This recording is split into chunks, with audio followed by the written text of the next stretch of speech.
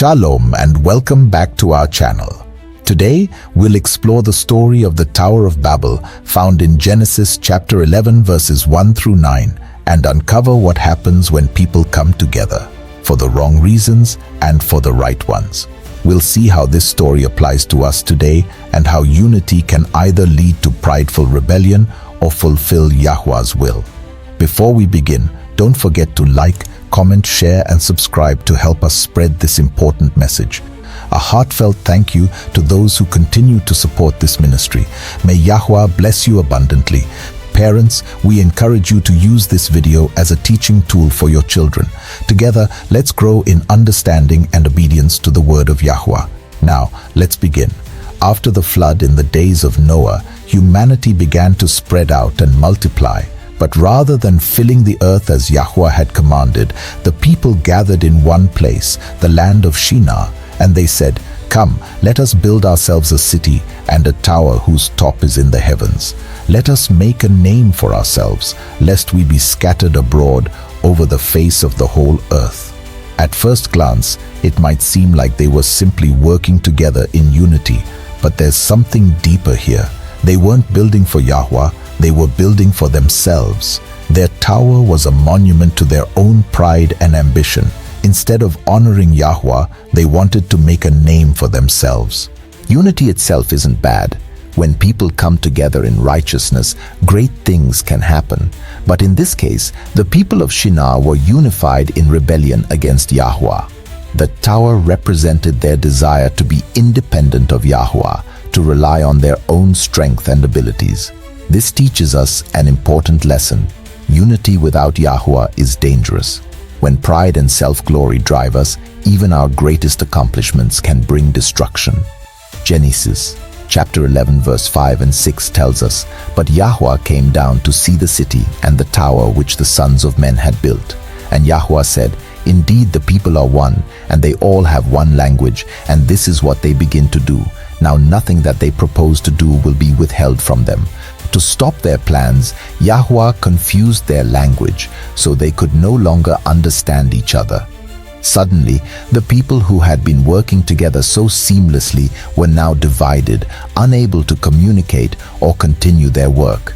The city and the tower were abandoned, and the people were scattered across the earth. That place was called Babel, because there Yahuah confused the language of all the earth.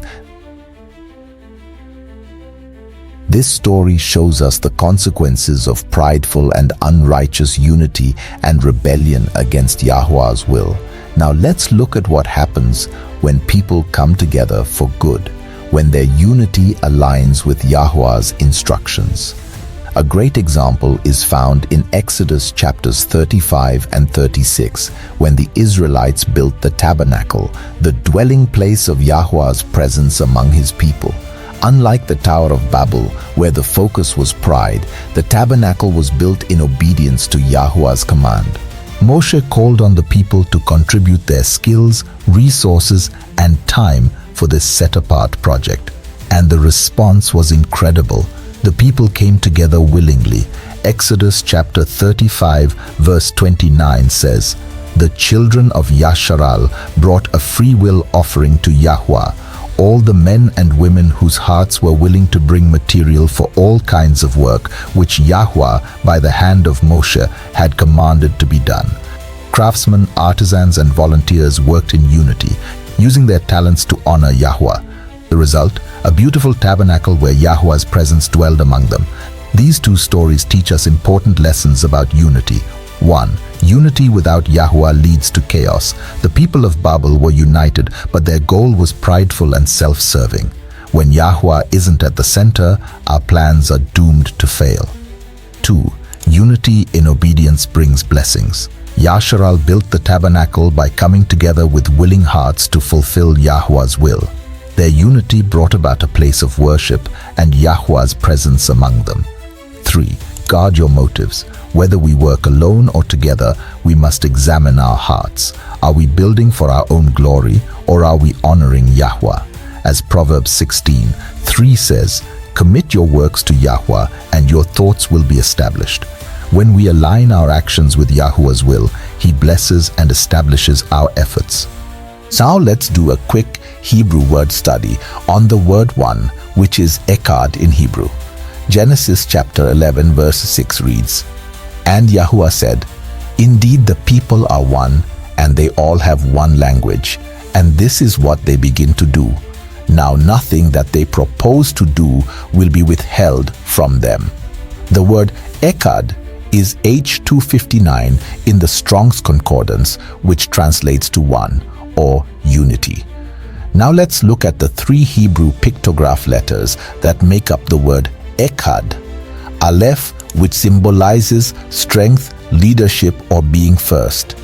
Het, which represents a fence or boundary, indicating protection or enclosure. Dalet, which represents a door, a pathway, or access.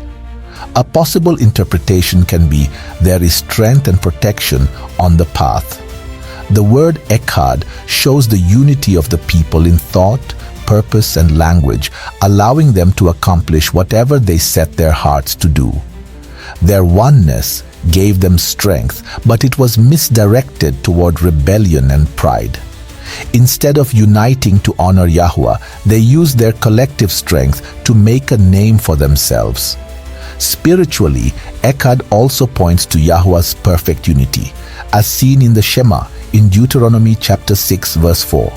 "Hear, O Yasharal, Yahuah our Elohim, Yahuah is one, Echad." True Echad comes from conforming our unity under Yahuah's will. When unity is centered on pride or rebellion, as at Babel, it leads to confusion and division. Even today, the lessons of Babel and the Tabernacle still apply. We live in a time where people come together for all kinds of reasons. Some pursue selfish goals, while others unite to do good. As believers, we are called to work together to fulfill His purpose, whether it's serving in our communities, teaching others His truth, or encouraging one another in the faith. In the book of Matthew chapter 18 verse 20, HaMashiach states, "For where 2 or 3 are gathered together in my name, there am I in the midst of them." When we come together with Yahuah at the center, our unity becomes powerful and life-giving. The story of the Tower of Babel warns us that pride and disobedience lead to division, but unity under Yahuah brings purpose, peace, and blessings. Let's commit to honoring Yahuah in all that we do, working together to fulfill His will with humble and willing hearts. Thank you for watching. Don't forget to like, comment, share, and subscribe to help spread this message. Until next time, Shalom, and may Yahuah's blessings be with you all.